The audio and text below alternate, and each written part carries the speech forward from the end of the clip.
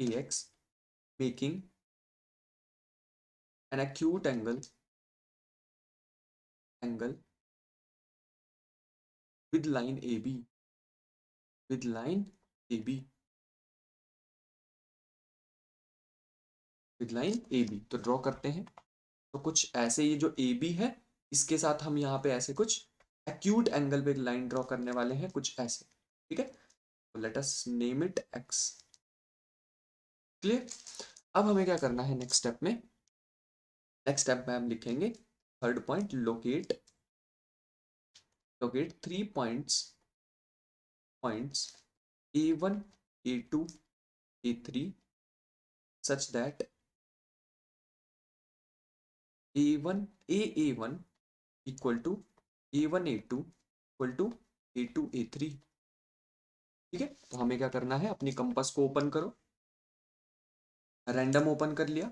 अब तुम ये ए पे रख के एक आर्क लगाओ, फिर इस आर्क पे रख के सेकंड आर्क लगाओ, फिर थर्ड आर्क लगाओ। इसको नेम दे देते हैं A1 2 A3, दीज 3 आर्क्स। ठीक है, अब ये आर्क लगाने के बाद हमें क्या करना है? अब हमने आर्क लगा दी है, और ये डिस्टेंस सेम क्यों बोले? क्योंकि कंपास वो सेम ही ओपन करके रखे आप। फोर्थ स्टेप लिखेंगे, this will be join BA3 and draw a line through A2 parallel to BA3 to intersect BA3 to intersect AB at point dash at point B dash। तो हम क्या करने वाले हैं?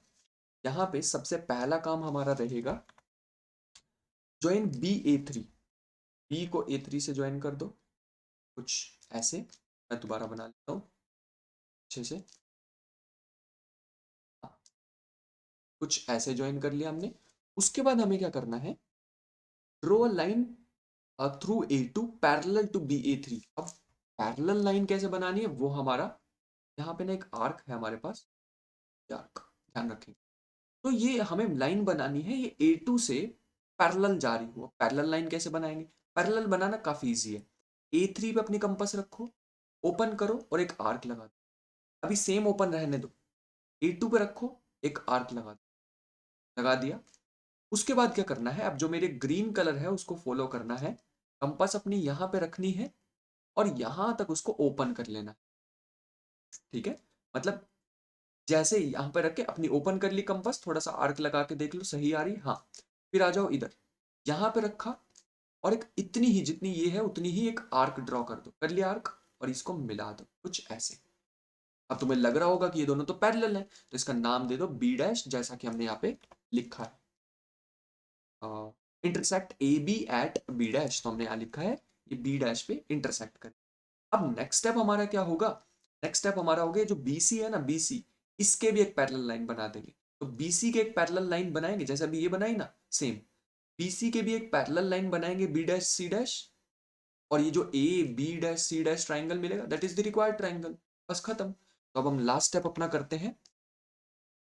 तो लास्ट स्टेप हम यहाँ पे लिखने वाले हैं fifth step, which will be draw a line. Let me write, draw a line to B dash, to B dash parallel to the line BC to intersect